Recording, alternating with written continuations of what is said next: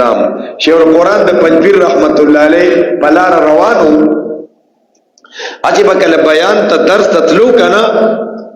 نو ډېر خپل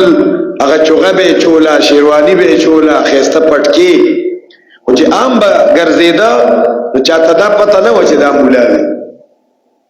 بلار روانو نو یو ځای کې پالګریو پالګری وته आवाज وکړو چې هغه کاراشه پالګری ته څه پته و چې دا کاکا نه دی دا بابا دی بابا دا د دې دور مفسر دی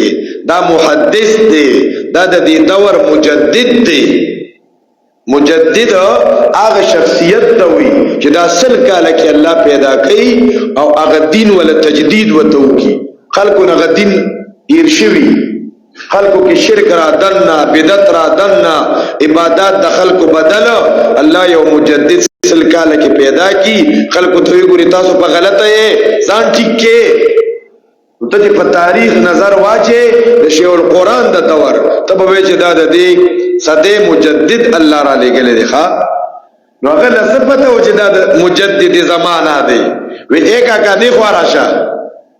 وی چې پال ته معلوم کما شیخ القرآن سے بتوئی پال پسو معلومه وی پر روپے یا پاتانی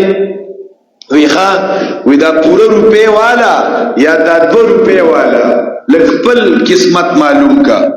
چتا قسمت کی جدا پاکی جامیشتا ستا پا قسمت کی جدا پاکا ٹوپیشتا ستا پا قسمت کی جدا ستا دا مخ بینزلشتا ستا پا قسمت کی جدا خادرشتا ستا پا قسمت کی جدا بسوری ناستشتا کنا طول عمر بسروالی بروالی خیرن و خجن و پمن دلتا پا دیلارو کی ناس دی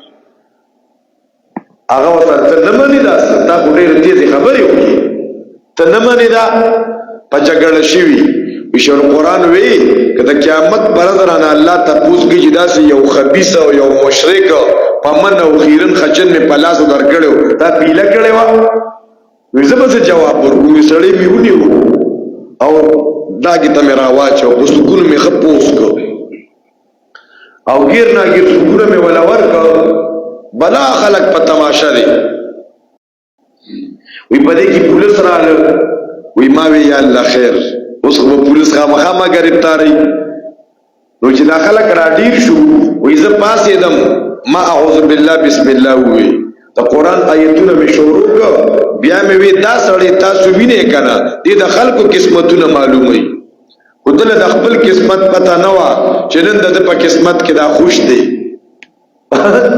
دې د خلکو قسمتونه معلوموي خو د ځان پته ورته نه وه چې نن به ما ته دې په سکون و مې خمبیره کوي دا څنګه د خلکو قسمتونه معلوموي خلکو ورپورې وخاندل وی کاروبار یې ختم کړه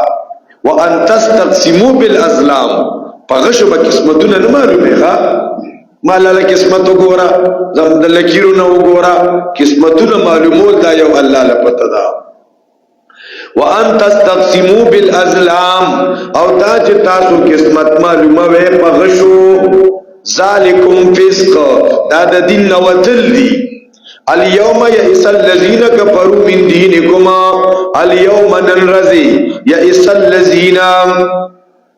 ما يشوي دي هغه کسان چې کوپر کړي دي د دین ستاسو نام فلا تخشوا